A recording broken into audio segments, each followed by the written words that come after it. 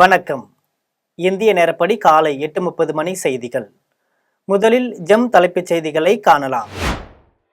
Cocoa உலகக்கோப்பை போட்டியில் champion பட்டம் வென்ற இந்திய அணி. இளம் விளையாட்டு வீரர்களுக்கு இது உந்துதலாக இருக்கும் என பிரதமர் மோடி வாழ்த்து. அமெரிக்க அதிபராக ட்ரம்ப் இன்று பதவியேற்பு. பதவியேற்பு விழாவையொட்டி அமெரிக்காவில் வரலாறு காணாத பாதுகாப்பு. கும்பமேளா வெடி விபத்தில் 18 கூடாரங்கள் சேதம். பாதிப்புகள் குறித்து தொலைபேசி வாயிலாக கேட்டறிந்தார் பிரதமர் மோடி. பரந்தூர் மக்களை இன்று சந்திக்கிறார் தவேக தலைவர் விஜய். தனியார் மண்டபத்தில் மட்டும் மக்களை சந்திக்க போலீசார் அனுமதி. கேரளாவில் காதலனுக்கு கஷாயத்தில் விஷம் கொடுத்து கொன்ற வழக்கு. காதலிக்கு இன்று தண்டனை அறிவிப்பு. தமிழகத்தின் 5 மாவட்டங்களில் இன்று மிதமான மழைக்கு வாய்ப்பு. வானிலை ஆய்வு மையம் தகவல். இனி விரிவான செய்திகளை காணலாம். கோகோ உலகக்கோப்பை போட்டியில் சாம்பியன் பட்டம் வென்ற இந்திய அணிக்கு பிரதமர் மோடி வாழ்த்து தெரிவித்துள்ளார். கோகோ உலகக்கோப்பையின் இறுதிப் போட்டி டெல்லியில் உள்ள இந்திரா காந்தி விளையாட்டரங்கில் நேற்று நடைபெற்றது. இதில் இந்திய அணி மற்றும் பெண்கள் அணி சாம்பியன் பட்டம் வென்று அசத்தியது. இந்நிலையில் கோகோ உலகக்கோப்பை போட்டியில் சாம்பியன் பட்டம் வென்ற இந்திய அணிக்கு பிரதமர் மோடி வாழ்த்து தெரிவித்துள்ளார். இது தொடர்பாக அவர் வெளியிட்டுள்ள வாழ்த்து செய்தியில், அசாத்திய திறமை, உறுதி மற்றும் குழுவாக செயல்பட்டு இந்த வரலாற்று வெற்றியை பதிவு செய்த இந்திய மகளிர் அணிக்கு வாழ்த்துக்கள் எனவும், இந்தியாவின் பழமையான பாரம்பரிய விளையாட்டை இந்த வெற்றி வெளிச்சத்திற்கு கொண்டு வந்துள்ளதாகவும் தெரிவித்துள்ளார். மேலும் நாட்டில் உள்ள கணக்கிட முடியாத இளம் விளையாட்டு வீரர்களுக்கு இது உந்துதலாக இருக்கும் எனவும் பிரதமர் மோடி பதிவிட்டுள்ளார். பிரயாக்ராஜ் கும்பமேளாவில் கேஸ் சிலிண்டர்கள் வெடித்த விவகாரம் தொடர்பாக பிரதமர் மோடி முதல்வர் யோகி ஆதித்யநாத்தை தொலைபேசி வாயிலாக தொடர்பு கொண்டு நிலவரத்தை கேட்டறிந்தார். உத்தரப்பிரதேச மாநிலம் பிரயாக்ராஜில் 45 நாட்கள் நடைபெறும் மகா கும்பமேளா நிகழ்வின் போது 7வது நாளான நேற்று செக்டர் 19 சமையல் கேஸ் சிலிண்டர்கள் திடீரென வெடித்து சிதறியது. இதில் 18 தற்காலிக கூடாரங்கள் தீயில் எரிந்து சாம்பல் ஆகின. இதையடுத்து 15 தீயணைப்பு வாகனங்கள் மூலம் தீயணைப்பு துறையினர் தீயை அணைக்கும் பணியில் ஈடுபட்டனர். உயிர் சேதம் தவிர்க்கப்பட்ட நிலையில் தீ விபத்து ஏற்பட்ட இடத்தை முதல்வர் யோகி ஆதித்யநாத் நேரில் பார்வையிட்டார். மேலும் இந்த சம்பவம் குறித்து பிரதமர் மோடி முதல்வர் யோகி ஆதித்யநாத்தை தொலைபேசி வாயிலாக தொடர்பு கொண்டு நிலவரத்தை கேட்டறிந்தார். அமெரிக்க அதிபராக டொனால்டு ட்ரம்ப் இன்று பதவியேற்க உள்ளார். அமெரிக்காவில் 4 ஆண்டுகளுக்கு ஒருமுறை புதிய அதிபரை தேர்வு செய்வதற்கான தேர்தல் நடைபெறும். அந்த வகையில் கடந்த ஆண்டு நவம்பர் 5ஆம் தேதி தேர்தல் நடைபெற்றது. இதில் குடியரசுக் கட்சியின் வேட்பாளர் டொனால்டு ட்ரம்ப் வெற்றி பெற்றார். இதையடுத்து அமெரிக்காவின் 47வது அதிபராக ட்ரம்ப் இன்று பதவியேற்க உள்ளார். பதவியேற்பு விழாவிற்கான கொண்டாட்டங்கள் நேற்று முன்தினம் மாலை வான வேடிக்கைகளுடன் தொடங்கின. அமெரிக்க அதிபர் பதவியேற்பு விழா அந்த நாட்டின் நாடாளுமன்ற கட்டிடத்தில் நடக்கிறது. இந்திய நேரப்படி இரவு 10:30 மணிக்கு பதவியேற்பு விழா நடக்கும் என தெரிவிக்கப்பட்டுள்ளது. பதவியேற்ற பின்னர் அடுத்த 4 ஆண்டுகளுக்கான தனது திட்டங்கள் குறித்து ட்ரம்ப் தனது முதல் உரையாற்றுவார். ட்ரம்பின் பதவியேற்பு விழாவில் இந்தியாவின் சார்பில் மத்திய வெளியுறவு அமைச்சர் ஜெய்சங்கர் கலந்து கொள்ள இருக்கிறார். பரந்தூர் விமான நிலையத்திற்கு எதிராக போராட்டம் நடத்தி வரும் மக்களை தவேக தலைவர் விஜய் இன்று சந்திக்க உள்ளார். காஞ்சிபுரத்தை அடுத்த பரந்தூர் ஏகனாபுரம் பகுதியில் 2வது பசுமை விமான நிலையம் அமைப்பதற்கான பணிகள் தீவிரமாக நடைபெற்று வருகிறது. பரந்தூரில் விமான நிலையம் அமைக்க எதிர்ப்பு தெரிவித்து ஏகனாபுரம் கிராம மக்கள் 900 நாட்களுக்கு மேலாக தொடர்ந்து போராட்டத்தில் ஈடுபட்டு வருகின்றனர். இந்த நிலையில் தவேக தலைவர் விஜய் பரந்தூர் விமான நிலையத்தை எதிர்த்து போராட்டம் நடத்தும் போராட்ட குழுவினரை சந்தித்து ஆதரவு தெரிவிப்பதற்காக அனுமதி கேட்டு காஞ்சிபுரம் மாவட்ட போலீஸ் சூப்பரண்டன்ட் சண்முகத்திடம் தவேக நிர்வாகிகள் மனு அளித்தனர். அதன்படி ஏகனாபுரம் மக்களை சந்திக்க விஜய்க்கு காஞ்சிபுரம் மாவட்ட போலீஸ் சூப்பரண்டன்ட் சண்முகம் அனுமதி அளித்தார். இதையடுத்து இன்று தவேக தலைவர் விஜய் பரந்தூர் சென்று ஏகனாபுரம் மக்களை சந்தித்து பேசுகிறார். இந்நிலையில் தனியார் மண்டபத்தில் மட்டுமே மக்களை சந்திக்க வேண்டும் எனவும், பிற்பகல் 12 மணி முதல் 1 மணி வரை மட்டுமே சந்திக்க வேண்டும் என்றும் காவல்துறை ஒப்புதல் அளித்துள்ளது. துணை முதலமைச்சர் உதயநிதி ஸ்டாலின் பிறந்த நாளையொட்டி கரூரில் நடைபெற்ற குதிரை ரேக்லா எல்லை பந்தயத்தை அமைச்சர் செந்தில் பாலாஜி துவக்கி வைத்தார். தமிழக துணை முதலமைச்சர் உதயநிதி ஸ்டாலினின் 48வது பிறந்தநாள் விழாவை தமிழகம் முழுவதும் திமுகவினர் கொண்டாடி வருகின்றனர். அதன் தொடர்ச்சியாக கரூர் மாவட்ட திமுக சார்பில் கரூர் அருகே அரசு காலனி பகுதியில் குதிரை எல்லை பந்தயம் அமைச்சர் செந்தில் பாலாஜி தலைமையில் நடைபெற்றது. போட்டியில் தமிழகத்தின் பல்வேறு மாவட்டங்களைச் சேர்ந்த குதிரை வண்டி போட்டியாளர்கள் பங்கேற்றனர். போட்டியில் சிறிய குதிரை, புதிய குதிரை, பெரிய குதிரை என 3 வகையான போட்டிகள் நடைபெற்றது. போட்டியை அமைச்சர் செந்தில் பாலாஜி கொடி அசைத்து துவக்கி வைத்தார். குதிரை பந்தயத்தை சுற்று வட்டார பகுதியை சேர்ந்த ஏராளமான பொதுமக்கள் ஆர்வமுடன் பங்கேற்று கண்டு களித்தனர்.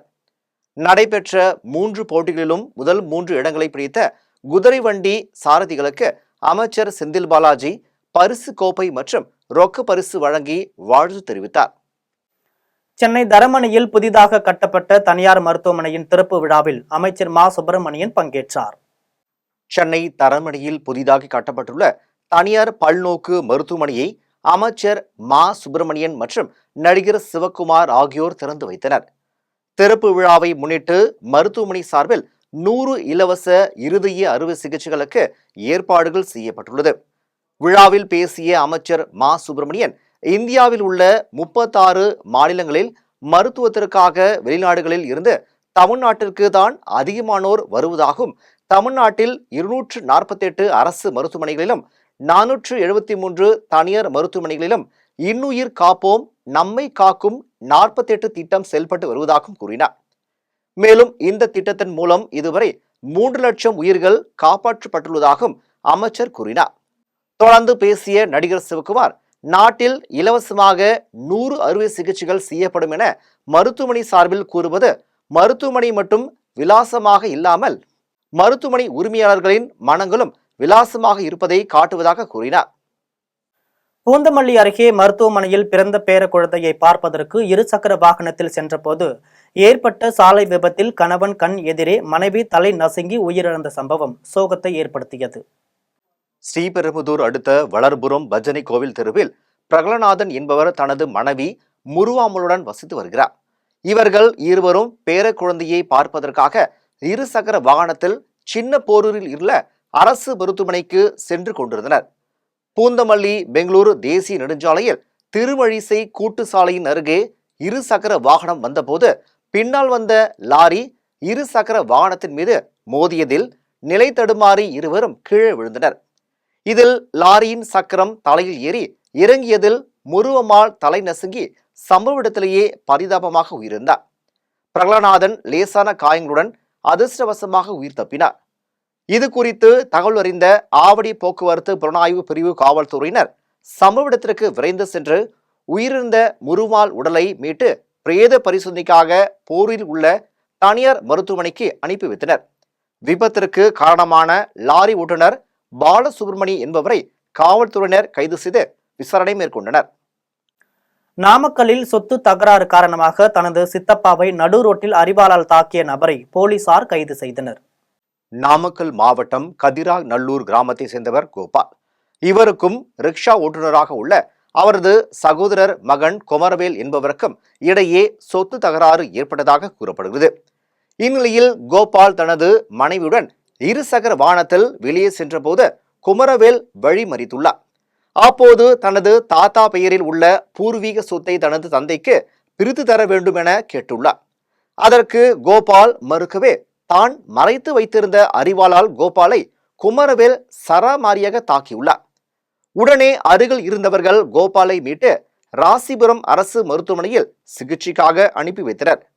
அரிவாளை திருப்பி வைத்து தாக்கியதால் கோபால் லேசான காயத்துடன் உயிர் தப்பியது குறிப்பிடத்தக்கது.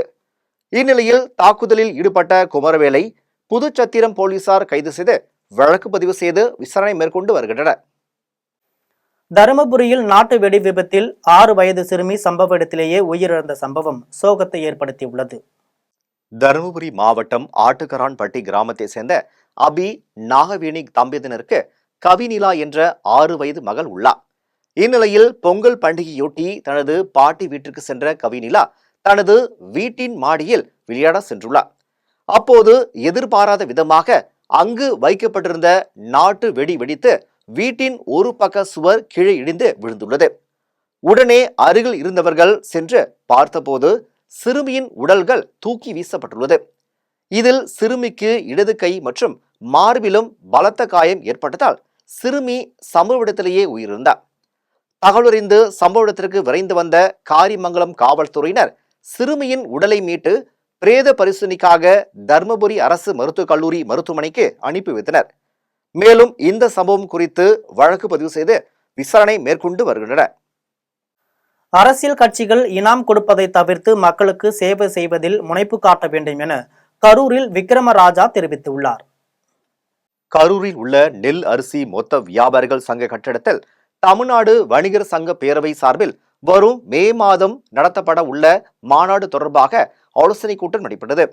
மாவட்ட தலைவர் ராஜு தலைமையில் நடைபெற்ற இந்த ஆலோசனை கூட்டத்தில் மாவட்ட செயலாளர் வெங்கட்ராமன் உள்ளிட்ட சங்க நிர்வாகிகள் பலரும் கலந்து கொண்டனர்.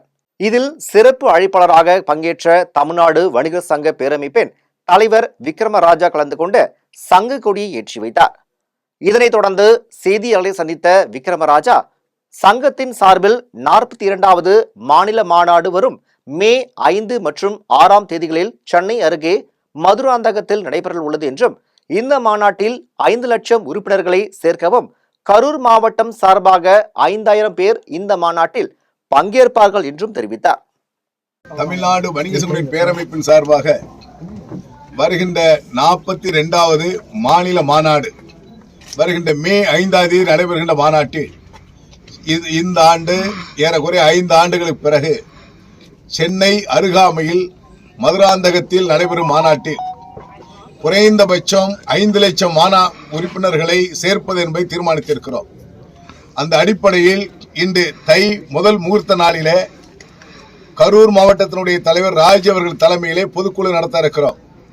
இந்த பொதுக்குழுவில் 5000க்கு மேற்பட்ட உறுப்பினர்களை கரூர் மாவட்டத்திலிருந்து அந்த மாநாட்டில் பங்கேற்போம் என்ற தீர்மானத்தை எடுத்திருக்கிறோம். தென்காசியில் விமானத்தில் செல்ல ஆசைப்பட்ட மாணவர்களின் ஆசையை நிறைவேற்றிய தலைமை ஆசிரியருக்கு பாராட்டுகள் குவிந்து வருகிறது. தென்காசி மாவட்டம் கீழாப்பாவூர் ஒன்றியம் கொண்டலூர் ஊராட்சி ஒன்றிய தொடக்கப்பள்ளியில் 95 மாணவர்கள் பயின்று வருகின்றனர். இப்பள்ளியில் மாணவர்களுக்கு ரைட் பிரதர்ஸ் குறித்து பாடம் நடத்தி கொண்டிருந்த போது விமானத்தில் செல்ல ஆசைப்படுவதாக மாணவர்கள் தலைமை ஆசிரியரிடம் தெரிவித்துள்ளனர். உடனே தலைமை ஆசிரியர் அவரது வெளிநாட்டு நண்பர்கள் மற்றும் ஊர் பொதுமக்கள் பெற்றோர்கள் உதவியுடன் நிதி திரட்டி மாணவர்களை விமானத்தில் அழைத்து சென்றுள்ளார். சென்னையில் பிர்லா கோளரங்கம், அறிஞர் அண்ணா நூற்றாண்டு நூலகம், எழும்பூர் அருங்காட்சியகம், சட்டமன்றம் தலைமை செயலகம் மற்றும் சென்னை உயர்நீதிமன்றம், வள்ளுவர் கோட்டம், தமிழக முன்னாள் முதல்வர்கள் அறிஞர் அண்ணா, கலைஞர் கருணாநிதி, எம்ஜிஆர், ஜெயலலிதா ஆகியோரின் நினைவிடங்கள் மற்றும் வண்டலூர் அறிஞர் அண்ணா உயிரிய பூங்கா என பல இடங்களை சுற்றி பார்த்துள்ளனர். இது குறித்து தலைமை ஆசிரியர் மைக்கேல் ராஜ் கூறும்போது, இந்த விமான பயண வாய்ப்பு கிராமப்புற அரசு பள்ளி மாணவர்களுக்கு வாழ்வில் மறக்க முடியாத ஒரு வித்தியாசமான அனுபவத்தையும் புதிய உயரத்தையும் அளிக்கும் என்று கூறினார். இந்நிலையில் பள்ளி மாணவர்களின் ஆசையை நிறைவேற்றிய தலைமை ஆசிரியருக்கு பலரும் பாராட்டு தெரிவித்து வருகின்றனர். புலியின் நகத்தை கழுத்தில் அணிந்து வீடியோ வெளியிட்ட நபரிடம் வனத்துறையினர் விசாரணை மேற்கொண்டு வருகின்றனர். கோவையை சேர்ந்த பாலகிருஷ்ணன் என்பவர் கழுத்தில் புலிநகம் அணிந்திருந்ததாக நபர் ஒருவர் சமூக வலைதள பக்கத்தில் வீடியோ ஒன்றை வெளியிட்டார். அந்த வீடியோவில் அணிகலன் அணிந்திருந்த நபர் தான் கழுத்தில் அணிந்திருப்பது புலியின் நகம் என்றும், ஆந்திராவில் அதனை வாங்கியதாகவும், தனக்கு வேட்டையாடும் ஆசை இருப்பதாகவும் தெரிவித்துள்ளார். இந்த வீடியோ வைரலான நிலையில் இது குறித்து வனத்துறையினர் விசாரணை மேற்கொண்டனர். விசாரணையில் அணிகலன் அணிந்திருந்த நபரின் பெயர் பாலகிருஷ்ணன் என்பது தெரிய வந்தது. தொடர்ந்து கோவை ராமநாதபுரம் பகுதியில் உள்ள அவரது வீட்டை சோதனையிட்டதில் புள்ளிமானின் கொம்பு துண்டுகள் கண்டுபிடிக்கப்பட்டதாகவும், அது சம்பந்தமாக வழக்கு பதிவு செய்யப்பட்டதாகவும் வனத்துறையினர் தெரிவித்தனர். இந்நிலையில் பாலகிருஷ்ணன் வனத்துறை அதிகாரிகள் முன்பு ஆஜரான நிலையில் அவரிடமிருந்து புலிநகம் பெறப்பட்டு நீதிமன்ற காவலுக்கு உட்படுத்தப்பட்டார். மேலும் அந்த நகம் நீதிமன்றம் மூலம் AIWCக்கு அனுப்பப்பட்டு அறிக்கை கிடைத்ததும் குற்றப்பத்திரிகை தாக்கல் செய்யப்படும் என வனத்துறையினர் தெரிவித்துள்ளனர். அதிமுகவிற்கு என்று தனி பாதை உள்ளது எனவும், யாரையும் நம்பி அதிமுக இல்லை எனவும் முன்னாள் துணை சபாநாயகர் பொள்ளாச்சி வி. ஜெயராமன் கூறியுள்ளார். திருப்பூர் மாவட்டம் அண்ணா நகரில் புதிதாக அமைக்கப்பட்ட இதய தெய்வம் எம்ஜிஆர் அம்மா மாளிகையை முன்னாள் துணை சபாநாயகரும் திருப்பூர் மாநகர மாவட்ட கழக செயலாளருமான பொள்ளாச்சி வி. ஜெயராமன் ரிப்பன் வெட்டி திறந்து வைத்தார். தொடர்ந்து பொதுமக்களுக்கு அன்னதானமும் மற்றும் இனிப்புகளை வழங்கினார். நிகழ்ச்சியில் முன்னாள் அமைச்சரும் பல்லடம் சட்டமன்ற உறுப்பினருமான ஆனந்தன், சட்டமன்ற உறுப்பினர் விஜயகுமார், முன்னாள் சட்டமன்ற உறுப்பினர்கள் குணசேகரன், சிவகாமி உட்பட அதிமுக நிர்வாகிகள் பலரும் பங்கேற்றனர். தொடர்ந்து செய்தியாளர்களை சந்தித்த பொள்ளாச்சி வி ஜெயராமன், அதிமுகவிற்கு என்று தனியான கொள்கை, திட்டம், பாதை உள்ளது என்றும் அதிமுக யாரையும் சார்ந்த இயக்கம் கிடையாது என்றும் கூறினார். மேலும் இந்தியாவிலேயே மிக வலிமை வாய்ந்த கட்சி அதிமுக என்றும் திருச்செந்தூரில் பக்தர்களுக்கு போதிய வசதிகளை ஏற்பாடு செய்யாமல் திமுக அரசு பக்தர்களை கொடுமைப்படுத்தியதாகவும் குற்றம் சாட்டினார். இந்தியாவிலேயே மாநில கட்சிகளிலேயே நம்பர் 1 வலிமையான கட்சி அண்ணா திராவிட முன்னேற்ற கழகம். நிச்சயமாக 2026 யாரெல்லாம் எடப்பாடியாரை முதலமைச்சர் வேட்பாளராக ஏற்றுக்கொள்கிறார்களோ அந்த கட்சிகள் எல்லாம் அண்ணா திராவிட முன்னேற்ற கழகத்திலே பங்கேற்கலாம். அவர்களோடு நாங்கள் கூட்டணி அமைப்போம். அனைத்து இந்திய அண்ணா திராவிட முன்னேற்ற கழக பொதுச் செயலாளரை முதலமைச்சர் வேட்பாளராக ஏற்றுக்கொள்கிற கட்சியோடு மட்டும்தான் அண்ணா திராவிட முன்னேற்ற கழகம் கூட்டணி அமைக்கும். பரந்தூர் விமான நிலையம் குறித்து நீங்கள் கேட்பதற்கு யார் வேண்டுமென்றாலும் அங்கு போவதற்கு உரிமை இருக்கிறது. அவர்களுடைய வாக்குறுதியை அவர்கள் தரலாம், அதை அவர்கள் நிறைவேற்றுவதற்கு முயற்சிக்கலாம். ஆனால் ஆளும் கட்சியாக வரப்போவது எடப்பாடியார் தான். அவரது எதிர்காலத்தில் அவர் என்ன நினைக்கிறாரோ நாட்டு மக்களுக்கு நடக்கும். ராஞ்சியில் நடைபெற்ற 68வது தடகள போட்டியில் வெண்கலப் பதக்கம் வென்ற திருச்சியை சேர்ந்த பள்ளி மாணவிக்கு உற்சாக வரவேற்பு அளிக்கப்பட்டது. ஜார்க்கண்ட் மாநிலம் ராஞ்சியில் தேசிய அளவில் பள்ளி மாணவ மாணவிகளுக்கு இடையிலான 68வது தடகள விளையாட்டுப் போட்டி நடைபெற்றது. இதில் ராஜஸ்தான் மாநிலத்தை சேர்ந்த பள்ளி மாணவி தேவிகா 400 மீட்டர் ஓட்டப்பந்தயத்தில் இடம் பிடித்ததையும், மகாராஷ்டிரா மாநிலத்தை சேர்ந்த பள்ளி மாணவி ஜானவி 2ஆம் இடத்தையும் பிடித்துள்ளார். மேலும் திருச்சி மாவட்டத்தை சேர்ந்த 8ஆம் வகுப்பு பயிலும் பள்ளி மாணவி கிருத்திகா தேசிய அளவில் 3ஆம் இடம் பிடித்து வெண்கலம் வென்றார். இந்நிலையில் திருச்சிக்கு வருகை புரிந்த பள்ளி மாணவி கிருத்திகாவுக்கு திருச்சி ரயில் நிலையத்தில் தனியார் அகாடமியின் சார்பில் மாணவியின் பயிற்சியாளர் முனியாண்டி தலைமையில் உற்சாக வரவேற்பு அளிக்கப்பட்டது. இந்தியா லெவலில் நான் 3rd பொசிஷன் 400 மீட்டர்ஸில் வந்திருக்கேன். ஃபஸ்ட்டு எங்கள் ஸ்கூல் லெவலில் ரீஜனல் மீட் நடந்துச்சு. அதுலேருந்து செலக்ட் ஆகி நேஷ்னல் இதில் பார்ட்டிசிபேட் பண்ணி அதுலேருந்து செலக்ட் ஆகி எஸ்டிஎஃப்ஐயில் நான் பார்ட்டிசிபேட் பண்ணி 400 மீட்டர்ஸ் என் ஈவெண்ட்டில் 3rd வந்திருக்கேன். ஃபஸ்ட்டு வந்தது ராஜஸ்தான், 2nd வந்தது மகாராஷ்டிரா. நான் திருச்சியிலேருந்து பார்ட்டிசிபேட் பண்ணி நான் 3rd வந்திருக்கேன்.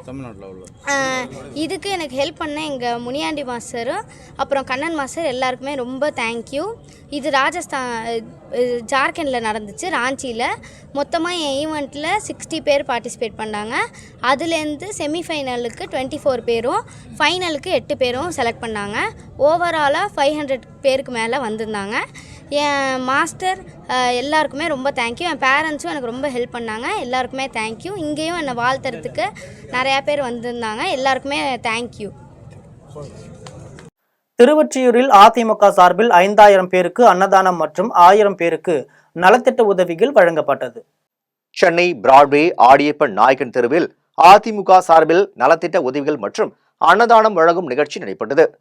அதிமுக துறைமுகம் தொகுதி தெற்கு பகுதி செயலாளர் வெற்றிலை மாரிமுத்து தலைமையில் நடைபெற்ற இந்த நிகழ்ச்சியில் அதிமுக மாவட்ட செயலாளரும் கழக அமைப்பு செயலாளருமான பாலகங்கா கலந்து கொண்டு 5000 நபர்களுக்கு உணவு மற்றும் 1000 பேருக்கு நலத்திட்ட உதவிகளை வழங்கினார்.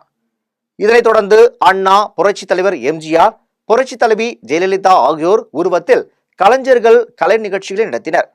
இந்த நிகழ்ச்சியில் துறைமுகம் பகுதி செயலாளர்கள் இஸ்மாயில் மற்றும் பயாஸ் உட்பட அதிமுக நிர்வாகிகள் பலரும் கலந்து கொண்டனர். கோவையில் உணவு தேடி வட மாநில இளைஞர்கள் தங்கியிருந்த அறையை சூறையாடிய ஒற்றை காட்டு யானையால் மக்கள் அதிர்ச்சி அடைந்துள்ளனர். கோவை மாவட்டம் கவுண்டம்பாளையம் நகராட்சிக்குட்பட்ட தெக்குப்பாளையம் திலகராஜ் என்பவருக்கு சொந்தமான வீட்டில் 4 வட மாநில இளைஞர்கள் வாடகைக்கு குடியிருந்து வருகின்றனர். அங்கு வந்த ஒற்றை காட்டு யானை அறைக்கு உள்ளே நுழைய முன்று உள்ளது. உள்ளே நுழைய முடியாததால் தும்பிக்கையால் எரிவாயு, அடுப்பு மற்றும் குக்கர், அரிசி ஆகியவற்றை கீழே இழுத்து போட்டு சூறையாடியது. இதனை அந்த அறையில் இருந்த வட மாநில இளைஞர் ஒருவர் தனது செல்போனில் வீடியோ எடுத்து பதிவு செய்துள்ளார். அந்த அதிர்ச்சியை ஏற்படுத்தும் வீடியோ காட்சிகள் தற்போது சமூக வலைதளங்களில் வைரலாகி வருகிறது. பணம், அதிகாரம் படைத்த மனிதர்களுக்கு மட்டும்தான் சிஸ்டம் சீக்கிரமாக செயல்படுகிறது என்றும், கடைநிலை மனிதருக்கு சிஸ்டம் இழுத்து போட்டு தூங்குகிறது என்றும் சென்னை நந்தனத்தில் நடைபெற்ற நூலக திறப்பு விழாவில் உயர்நீதிமன்ற நீதியரசர் ஆனந்த் வெங்கடேஷ் தெரிவித்துள்ளார். கம்யூனிஸ்ட் கட்சியின் மூத்த தலைவர் நல்லகண்ணுவின் 100ஆண்டு பிறந்தநாள் விழாவையொட்டி சென்னை நந்தனத்தில் உள்ள நல்லகண்ணுவின் இல்லத்தில் இந்திய வழக்கறிஞர்கள் சங்கத்தின் சார்பில் நூலக திறப்பு விழா நடைபெற்றது. விழாவில் உயர்நீதிமன்ற நீதியரசர் ஆனந்த் வெங்கடேஷ் பங்கேற்று நூலகத்தை திறந்து வைத்து சிறப்புரையாற்றினார். அப்போது பணம் அதிகாரம் படைத்த மனிதர்களுக்கு மட்டும்தான் சிஸ்டம் சீக்கிரமாக செயல்படுகிறது என்றும் கடைநிலை மனிதருக்கு இழுத்து போட்டுக்கொண்டு தூங்குகிறது என்றார். அதில் சட்டத்துறையும் ஒன்று என சட்டத்துறை நீதியரசர் ஆனந்த் வெங்கடேஷ் வேதனை தெரிவித்தார். மேலும் உடலில் எங்கு அடிபட்டாலும் கண்ணீர் நீர் வடியும் என்றும் அதுபோலவே எங்கு ஒடுக்கப்பட்டாலும் அநீதி நடந்தாலும் தட்டி கேட்கும் மாமனிதர் நல்ல கணு என்றும் சிவமும் அன்பும் ஒன்றுதான், அன்பு இருந்தால்தான் ஒருவனால் பொது உடைமை என்கிற சித்தாந்தத்திற்குள் நுழைய முடியும் என்றும் உயர்நீதிமன்ற நீதியரசர் ஆனந்த் வெங்கடேஷ் தெரிவித்துள்ளார். 40 ஆண்டுகள் டாக்டர் அப்துல் கலாமுடன் பணியாற்றிய போது இந்தியாவின் SLV-3 என்ற முதல் ராக்கெட்டை திட்டமிட்டு செயல்படுத்தினோம் என்று திருவதிகை வீரட்டானேஸ்வரர் திருக்கோவிலில் சுவாமி தரிசனம் செய்த இஸ்ரோ விஞ்ஞானி சிவதானு பிள்ளை தெரிவித்துள்ளார்.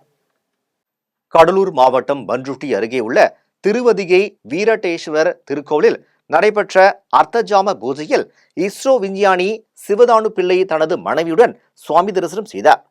சுவாமியை தரிசனம் செய்த பின்னர் இஸ்ரோ விஞ்ஞானி சிவதானு பிள்ளை செய்தியாளர்களை சந்தித்து பேசினார். அப்போது 40 ஆண்டுகள் டாக்டர் அப்துல் கலாமுடன் பணியாற்றினேன் என்றும் இந்தியாவில் முதல் ராக்கெட் SLV-3 திட்டமிட்டு செயல்படுத்தினோம் என்றும் அதன் பின்னர் ஏவுகணை தயாரிக்க வேண்டும் என அப்துல் கலாமுடன் ஹைதராபாத் சென்றேன் என்றும் அவருடன் புரோகிராம் இயக்குநராக இருந்தேன் என்றார்.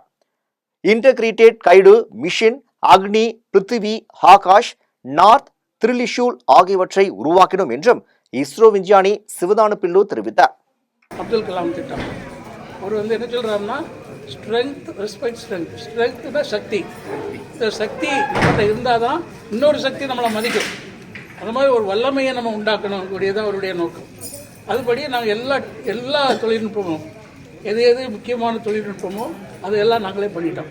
ஒரு 200 தொழில்நுட்பம் பண்ணி அந்த அக்னி நம்ம இருக்குது. அக்னி 5000 கிலோமீட்டர் போகும்.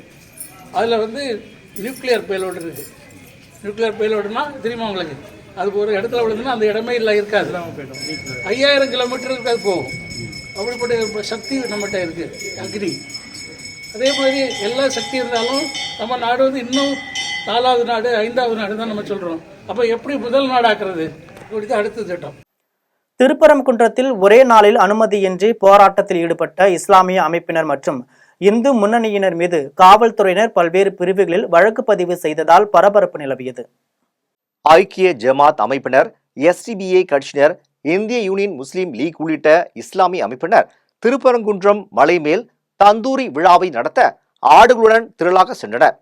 அப்போது தடையை மீறி மலைக்கு சென்ற இஸ்லாமியர்கள் மீது பொது அமைதிக்கு பங்கம் விளைவித்தல், அனுமதியின்றி பொதுவெளியில் கூடுதல், ஊர்வலமாக செல்லுதல் மற்றும் அரசு ஊழியர்களை பணி செய்ய விடாமல் தடுத்தல் உள்ளிட்ட 4 பிரிவுகளின் கீழ் திருப்பரங்குன்றம் காவல்துறையினர் வழக்கு பதிவு செய்தனர். இதேபோன்று இந்து முன்னணி சார்பில் மாநில தலைவர் காடேஸ்வரா சுப்பிரமணியம் தலைமையில் இந்து முன்னணியை சேர்ந்த 200க்கும் மேற்பட்டோர் அனுமதியின்றி சன்னதி தெரிவர் ஊர்வலமாக சென்றனர். அவர்களையும் திருப்பரங்குன்றம் காவல்துறையினர் 3 பிரிவுகளின் கீழ் வழக்கு பதிவு செய்தனர். திண்டுக்கல்லில் பெய்த கனமழையால் பொதுமக்கள் மற்றும் விவசாயிகள் மகிழ்ச்சி அடைந்துள்ளனர். திண்டுக்கல் மாவட்டத்தில் காலை முதலே வானம் மேகமூட்டத்துடன் காணப்பட்ட நிலையில் மாலை 3:30 மணியளவில் லேசான மழை பெய்ய துவங்கியது. பின்னர் கனமழையாக மாறி அரை மணி நேரத்திற்கு மேலாக மழை பெய்ததால் சாலைகளில் மழைநீர் பெருக்கெடுத்து ஓடியது. மேலும் திண்டுக்கல்லின் புறநகர் பகுதிகளான பழனி ரோடு, வாணி விலாஸ், நாகல் நகர் உள்ளிட்ட நகர் பகுதி மற்றும் சீலப்பாடி, அஞ்சலி ரவுண்டானா மற்றும் செட்டி நாயக்கன்பட்டி, தோமையார்புரம் உள்ளிட்ட புறநகர் பகுதியிலும் கனமழை பெய்தது. இதனால் பொதுமக்கள் மற்றும் விவசாயிகள் மகிழ்ச்சி அடைந்தனர். தேனியில் உள்ள வைகை அணை பூங்காவில் ஏராளமான சுற்றுலா பயணிகள் குடும்பத்துடன் வந்து சென்றனர். தேனி மாவட்டம் ஆண்டிப்பட்டி அருகே அமைந்துள்ள வைகை அணை பூங்கா மிக சிறந்த சுற்றுலா தலமாக விளங்கி வருகிறது. இந்த பூங்காவில் நாள்தோறும் ஆயிரக்கணக்கான சுற்றுலா பயணிகள் வந்து செல்வது வழக்கம். இந்நிலையில் வைகை அணையின் வலது கரை பூங்கா, இடது கரை பூங்கா, சிறுவர் பூங்காவில் உள்ள சிறுவர்களுக்கான ரயில் வண்டி, ஊஞ்சல், ராட்டினங்கள், யானை சறுக்கல் உள்ளிட்டவற்றில் குழந்தைகளுடன் குடும்பத்தினரும் ஏறி விளையாடி மகிழ்ச்சி அடைந்தனர். மேலும் பூங்காவில் உள்ள பல்வேறு வகையான பூக்களை பார்வையிட்டு மகிழ்ந்தனர். திருத்தணியில் திடீர் கனமழை பெய்ததால் முருக பக்தர்கள் கடும் அவதிக்குள்ளாகினர்.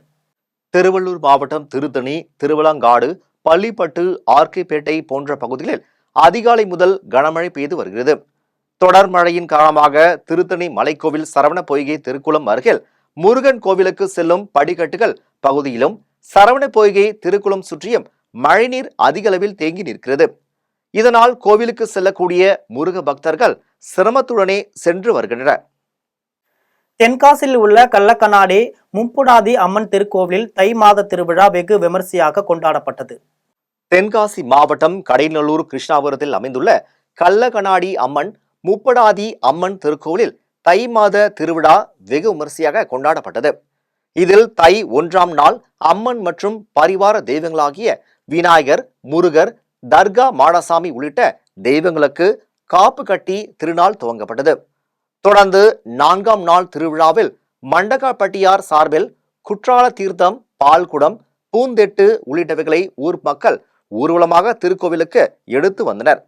தொடர்ந்து ஊர் நாட்டாமிகள் பாண்டி, கருப்புசாமி, ஆறுமுகசாமி, வெள்ளப்பாண்டி ஆகியோர் தலைமையில் அம்மனுக்கு சிறப்பு யாகம் மற்றும் அபிஷேகம் செய்யப்பட்டது. தொடர்ந்து நடைபெற்ற ஊர்வலத்தில் அம்மனுக்கு பட்டு, அரளிப்பூ, மாலை, ரோஜா, பூமாலை உள்ளிட்டவைகளை சாத்தி தேங்காய் உடைத்து வழிபட்டனர். உளுந்தூர்பேட்டையில் அமைந்துள்ள திரௌபதி அம்மன் கும்பாபிஷேக விழா வெகு விமரிசையாக நடைபெற்றது. கள்ளக்குறிச்சி மாவட்டம் உளுந்தூர்பேட்டை தொகுதி சேந்தநாடு கிராமத்தில் அமைந்துள்ள திரௌபதி அம்மன் கோவில் கும்பாபிஷேகம் வெகு விமரிசையாக நடைபெற்றது. இதில் சிவாச்சாரியர்கள் மந்திரம் முழங்க கலச வழிபாடு நடைபெற்றதை தொடர்ந்து பக்தர்கள், பொதுமக்கள் அனைவரும் மீதும் புனித நீர் தெளிக்கப்பட்டது. இதில் உளுந்தூர்பேட்டை சட்டமன்ற உறுப்பினர் மணிகண்ணன் கலந்து கொண்டு சுவாமி தரிசனம் செய்தார். மேலும் சுற்று வட்டார பொதுமக்கள் பலர் கலந்து கொண்டு சுவாமி தரிசனம் செய்தனர். மீண்டும் ஜெம் தலைப்புச் செய்திகள். கோகோ உலக கோப்பை போட்டியில் சாம்பியன் பட்டம் வென்ற இந்திய அணி. இளம் விளையாட்டு வீரர்களுக்கு இது உந்துதலாக இருக்கும் என பிரதமர் மோடி வாழ்த்து. அமெரிக்க அதிபராக ட்ரம்ப் இன்று பதவியேற்பு. பதவியேற்பு விழாவையொட்டி அமெரிக்காவில் வரலாறு காணாத பாதுகாப்பு. கும்பமேளா வெடி விபத்தில் 18 கூடாரங்கள் சேதம். பாதிப்புகள் குறித்து தொலைபேசி வாயிலாக கேட்டறிந்தார் பிரதமர் மோடி. பரந்தூர் மக்களை இன்று சந்திக்கிறார் தவேக தலைவர் விஜய். தனியார் மண்டபத்தில் மட்டும் மக்களை சந்திக்க போலீசார் அனுமதி. கேரளாவில் காதலனுக்கு கஷாயத்தில் விஷம் கொடுத்து கொன்ற வழக்கு. காதலிக்கு இன்று தண்டனை அறிவிப்பு. தமிழகத்தின் 5 மாவட்டங்களில் இன்று மிதமான மழைக்கு வாய்ப்பு. வானிலை ஆய்வு மையம் தகவல். இத்துடன் ஜெம் செய்திகள் நிறைவடைகின்றன. மீண்டும் ஜெம் செய்திகள் மதியம் 1:30 மணிக்கு. உடனுக்குடன் செய்திகளை காண GemLive.tv என்ற இணையதளத்தில் இணைந்திருங்கள். நன்றி, வணக்கம்.